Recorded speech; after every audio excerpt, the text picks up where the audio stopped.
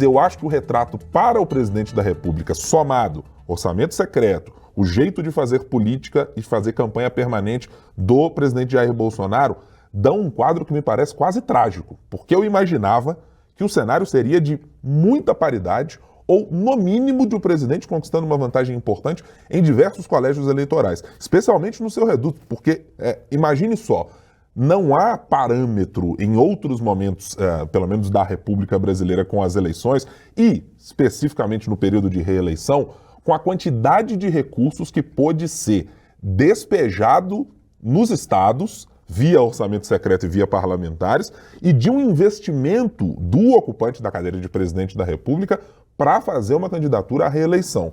Quando eu olho para esse retrato e olho para o recorte do momento do que estão entregando os aliados do presidente da República nos estados, dos palanques do presidente, eu acho que os resultados são muito ruins. Porque o que me parecia o ex-presidente Lula sempre foi e sempre será, ou o PT sempre foi e sempre será, de alguma maneira, uma parte da grande genie brasileira, né? Todo mundo tem lá o antipetismo como uma grande força motriz para a organização do campo da direita, para a organização dos rivais ao PT.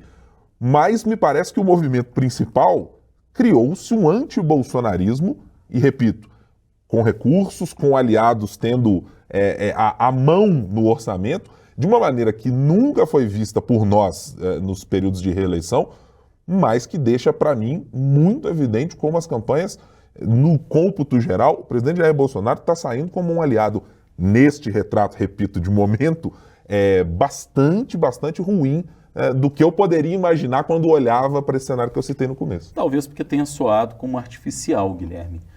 Quando a gente pensa no Auxílio Brasil, né, que no começo o governo era contra dar uma ajuda de R$600, não queria nem 400, queria dar 200 e depois teve que ceder por pressão do Congresso.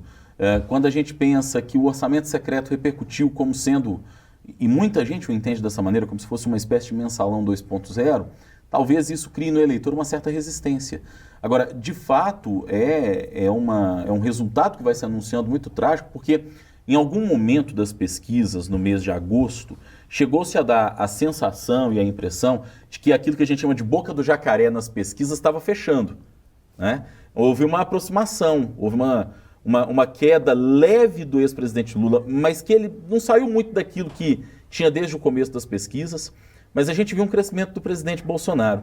À medida que a campanha foi avançando, e acho que as pessoas foram lembrando de fatos passados da pandemia e etc., essa boca do jacaré ela foi novamente se abrindo, né? Mesmo que lentamente, dentro da margem de erro, aos poucos aquela distância foi voltando a ser o que era, o que faz com que nós cheguemos a essa reta final da eleição com uma possibilidade de vitória em primeiro turno de Luiz Inácio Lula da Silva.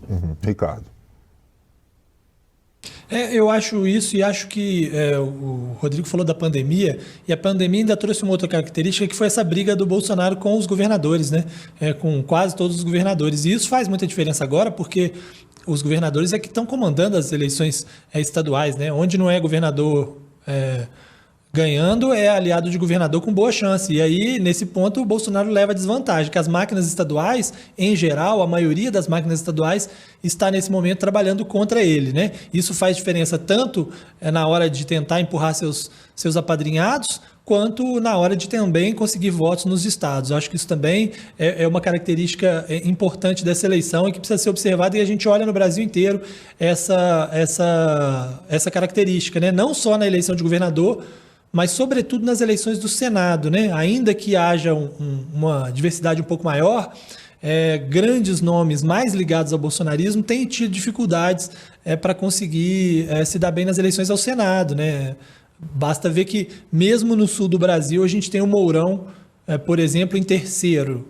É uma boa representação de como é que estão as coisas. No Nordeste, então, nem se fala. Os aliados do governo estão bem longe de uma chance ao Senado. E isso tudo atrapalha na eleição presidencial, né? Quando você tem palanques fracos nos estados, a gente viu isso muito bem com Aécio Neves, né? Talvez tenha perdido a chance de ser presidente da República porque escolheu mal o candidato ao governo de Minas em 2014, né? Essa derrota, inclusive citada pelo Ricardo, ela é ecoada pelos aliados de Aécio aqui. Um dos candidatos nesta eleição, o candidato a governador Marcos Pestana, do PSDB, é um daqueles que tornou isso absolutamente evidente, dizendo, olha, perdeu a eleição, não foi por urna, não foi por outra questão. É exatamente porque em Minas nós não conseguimos dar uma vitória àquela época, em 2014, ao candidato.